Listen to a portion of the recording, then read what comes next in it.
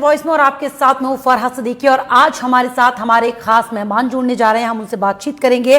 संजय शुक्ला जी जो पूर्व उपाध्यक्ष है MSJSW स्टील लिमिटेड के, इसके साथ ही साथ एक प्रख्यात चिंतक हैं और साथ ही साथ एक समाज सेवी हैं जो पिछले कई सालों से लगातार अपने इलाके की, जहां से वो आते हैं, वहां की जनता की लगातार सेवा में लगे हुए हैं। संजय शुक्ला जी, सबसे पहले बहुत बहुत स्वागत है आपका नेशनल वॉइस पर। संजय जी, भोजपुर जो जिला है आपका पैतृक जिला है और पिछले 4 सालों से आप वहां की जनता की लगातार सेवा कर रहे हैं, उसके बारे में बताइए। क्या अच्छा लगता है आपको जनता की इस तरह से सेवा करना? काफी अच्छा लगता है जी, क्योंकि ये हमारे जहन में शुरू से था जब हम इंजीनियरिंग में पढ़ते थे जी। मैं MIT मणिपाल से इंजीनियरिंग किया हूँ। उसी समय से क्या है कि वहाँ मणिपाल में एक बिहार एसोसिएशन हुआ करता था जी, और वो बिहार एसोसिएशन जो था उसको कर्नाटक में, बैंगलोर में थोड़ा लोग हेय दृष्टि से देखते थे। तो उसी समय मैं बिहार एसोसिएशन को भी वहाँ प्रबल किया था अपने एक्टिविटी से, और मैं सोचा था कि जब भी मैं अपने प्रोफेशनल ऑब्लिगेशन से, जब मुझे छुट्टी मिलेगी, यानी जब मैं रिटायर होऊंगा, तब मैं अपने मातृभूमि यानी जो जहां मेरा जिला है भोजपुर जिला, वहां जाऊंगा और जितना हो सकेगा काम करूंगा, लोगों के बीच जाऊंगा और जरूरतमंदों के बीच जाऊंगा।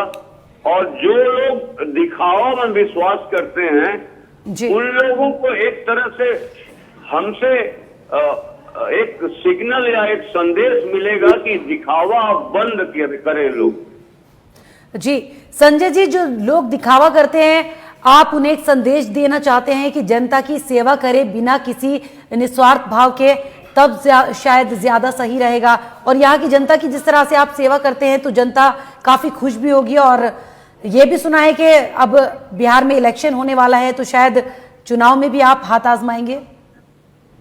हाँ, वो तो कल चुनाव आयोग ने डिक्लेयर कर दिया कि 3 चरण में चुनाव होंगे और जरूर मैं चुनाव में हिस्सा लूंगा, क्योंकि एक वो पादान है जी। अगर आपको लक्ष्य पे जाना है तो आपको पादान से होके जाना पड़ेगा, स्टेपिंग स्टोन है वो। तो मेरे लिए वो एक स्टेपिंग स्टोन है, बट लक्ष्य मेरा बहुत दूरगामी है जी। जो कि 20 साल का कार्यक्रम लेके आया हूं मैं भोजपुर जिले में जी। संजय जी, जो 20 साल के कार्यक्रम की आप बात कर रहे हैं, जो आपका लक्ष्य है, जरा उसके बारे में कुछ बताइए। देखिए, बड़ा क्लियर बोल रहा हूं।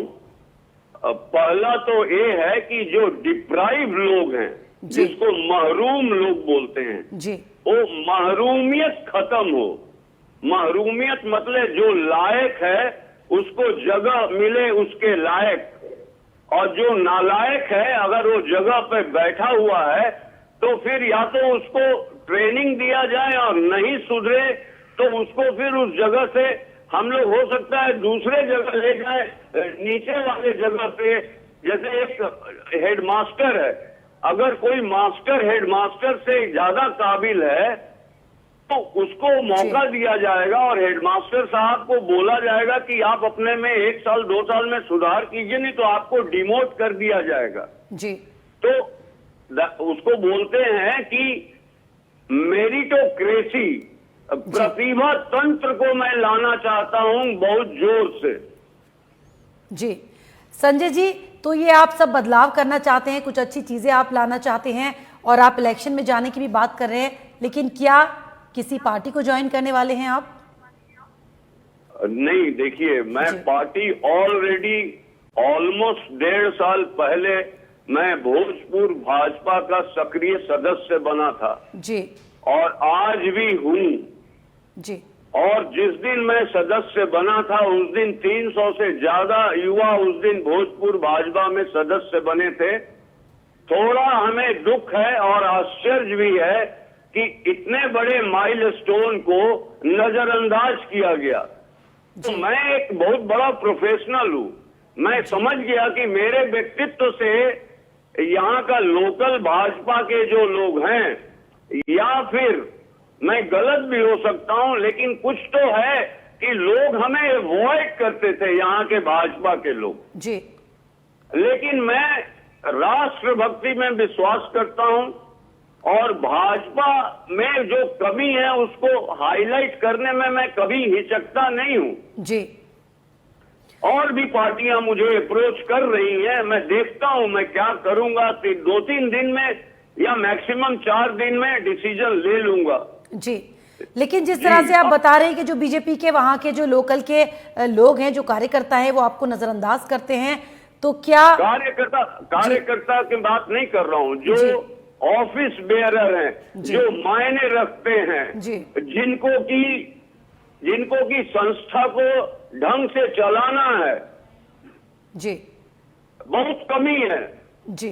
मैं उनके विरोध में नहीं बोल रहा हूं।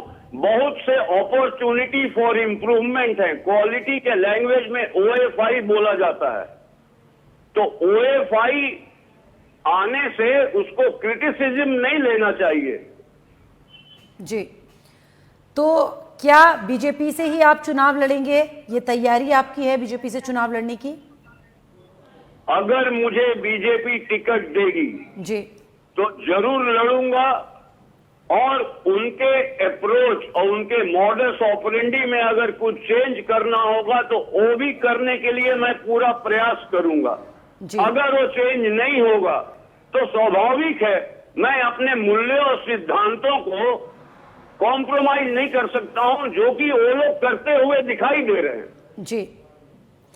मैं पूरे भाजपा की बात नहीं कर रहा हूँ, ये क्लियर होना चाहिए कि ये भोजपुर भाजपा की बात है। और अब बिहार भाजपा में भी देख सकते हैं, क्योंकि मैं 2 बार डॉक्टर संजय जायसवाल से मिला हूँ जी। श्री RK सिंह भी मुझे भली भांति जानते हैं, मिस्टर अश्विनी कुमार चौबे मुझे अच्छी तरह जानते हैं, हर कोई जानता है, श्री मंगल पांडे मुझे जानते हैं। तो अब तो वही लोग बता सकते हैं कि मेरे में क्या कमी है जी। लेकिन मापदंड क्लियर होना चाहिए। किसी भी सिलेक्शन का मापदंड क्लियर होना चाहिए, जिसको एट्रीब्यूट्स बोलते हैं इंग्लिश में जी। और वो एट्रीब्यूट्स ट्रांसपेरेंट होने चाहिए या स्पष्ट होने चाहिए। और धनिक तंत्र का कोई यहाँ पे योगदान नहीं होना चाहिए, यहाँ प्रतिभा तंत्र होना चाहिए जब भी आप कैंडिडेट को सेलेक्ट करते हैं जी।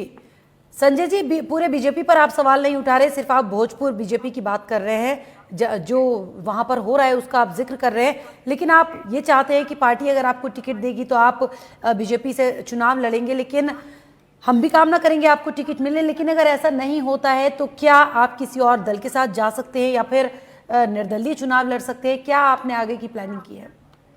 हाँ नहीं, आपने सही कहा है। जैसे कल मैं पटना जा रहा हूँ, 2-3 खेमे से 2-3 कैंप से मुझे बुलाया गया है। 1 हफ्ता पहले भी मैं 2-3 बार पटना गया था जी। मुझे एक डिसीजन लेना पड़ेगा जो मेरे मूल्यों और सिद्धांतों से मोटा मोटी ब्रॉड सेंस में अगर मैच करेगा तो उस पार्टी को ज्वाइन करूंगा, नहीं तो निर्दलीय चुनाव लड़ूंगा जी। संजय जी, चलिए बहुत बहुत शुक्रिया हमसे बातचीत करने के लिए, हमारे साथ जुड़ने के लिए। नहीं, मुझे भी बहुत आनंद आया पहली बार आपके चैनल पे आके। धन्यवाद जी, बहुत बहुत शुक्रिया आपको खास। Yes, thank you.